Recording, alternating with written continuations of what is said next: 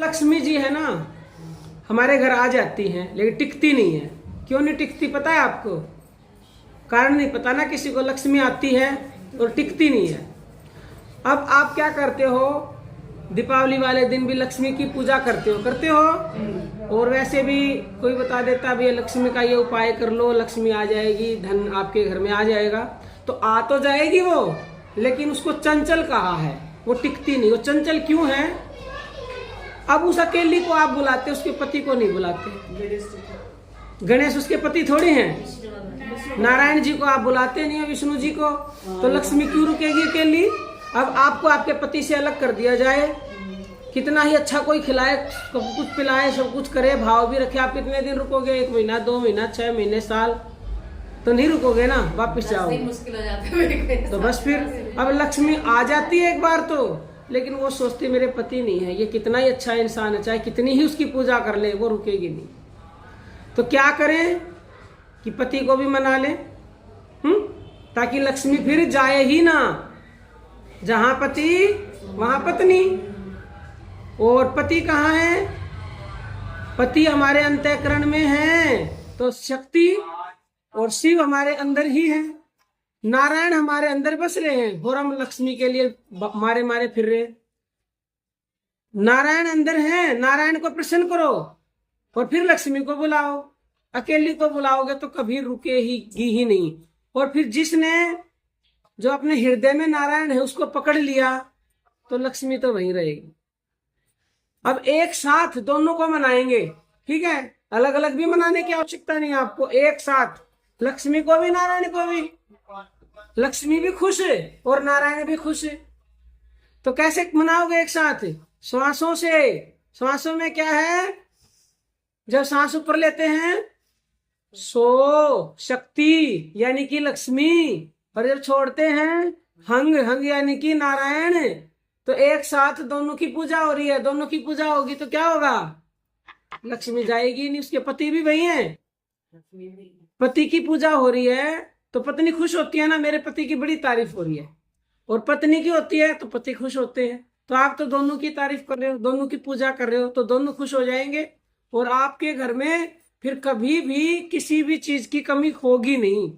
लक्ष्मी नारायण दोनों आपके घर में रहेंगे और आजीवन नहीं, अनंत काल के लिए, अनंत जन्मों के लिए कमी हो ही नहीं सकती। धन हमारे अंदर है, खजाना गड़ा हुआ है। हम तो ऊपर सो रहे हो ना। अब इस घर में गड़ा हुआ हो खजाना, मैं ऊपर सो रही, मुझे पता ही नहीं है। अब आपके शरीर में भी खजाना गड़ा हुआ है, आपको पता ही नहीं है। और ऐसे ही व्यर्थ गरीबी में जन्म बिता देते हो। तो गरीब मत रहो, आपके अंदर अनमोल खजाना है, अनमोल खजाना, बाहर नहीं मिलेगा वो। अंदर उतरो और उस खजाने में से कुछ भी निकाल लो। फिर सबके बस की मैडम नहीं उतरना है। सबके बस की है, परमात्मा ने वो शक्ति सबको पैदा होते ही दी है। हम उस सर्वशक्तिमान के बच्चे हैं जिससे बढ़कर इस दुनिया में कुछ भी ना था, ना है और ना ही होगा। हम तो पैदाइशी अरबपति खरबपति हैं, उससे भी बढ़कर। अब आपके घर में बेटा हुआ तो आपके जो संपत्ति थी उसका मालिक हुआ, वो नहीं हुआ ना होते ही भी 1 करोड़ की, लाख की, 10 लाख की, जितनी भी आपकी संपत्ति आपके बच्चे को मिल गई पैदाइशी, कहने की आवश्यकता थोड़ी पड़ती है। तो हम भी जब पैदा होते हैं हम किसके बच्चे हैं? उस सर्वशक्तिमान परमात्मा के, जिसकी शक्तियों का कोई अंत नहीं, जिसकी दौलत का कोई अंत नहीं। लेकिन हम भूले हुए हैं, माया ने फंसा लिया और अपनी शक्तियों को भूल गए। शक्तियां अंदर हैं, ना धन की कमी, ना अन्न की कमी, ना किसी भी चीज की कमी नहीं। नर ही नारायण है। नर से नारायण बनने में देर नहीं लगती। क्या है? सिर्फ बीच में करवट ले रखी है, ये नारायण है, ये नर है। लेकिन नर इतना बेवकूफ है, करवट फेर ली।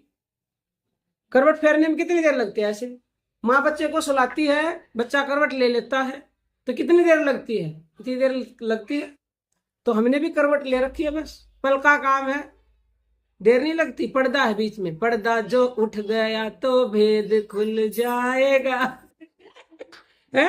बस पर्दा उठा लो, पर्दा उठते ही सब कुछ स्पष्ट नजर आएगा जो भीतर माल खजाना गड़ा हुआ है। अनंत कोटि ब्रह्मांडों के मालिक हैं हमारे पिता। अपने आप को निर्बल मत समझो, निर्धन मत समझो, अंदर उतरो। तो चलिए अंदर उतरते हैं श्वासों के साथ। तो रोज आपको श्वासों का ध्यान करना है। कैसे श्वासों का ध्यान करना है? देखिए, बस मन से सांस को देखना है, लेकिन ऐसे मन टिकेगा नहीं। तो इसलिए सांसों में जो आवाज़ है, लेते समय सो की और छोड़ते समय हंग की। सो यानी कि शक्ति यानी कि लक्ष्मी, और हंग शिव यानी कि नारायण। तो आपके श्वासों में जो आवाज़ है उसको संतों ने सोहंग मंत्र का नाम दिया। तो श्वासों का मन से देखते रहे और मन में श्वास लेते समय सो और छोड़ते में हंग बोलते रहे। तो हो गया श्वासों का ध्यान, यानी कि लक्ष्मी और नारायण दोनों का आप ध्यान कर रहे हो, दोनों को प्रसन्न कर रहे हो। तो आपके घर से लक्ष्मी कभी भी जाएगी नहीं। ये आप रोज़ अभ्यास करेंगे, निरंतर अभ्यास करेंगे तो नए नए आगमन धन प्राप्ति के खुलने लगेंगे। आपके बिगड़े हुए काम बनने लगेंगे, जन्मों की गरीबी मिटने लगेगी और अनंत काल तक के लिए आप धनवान हो जाओगे। जय श्री राम।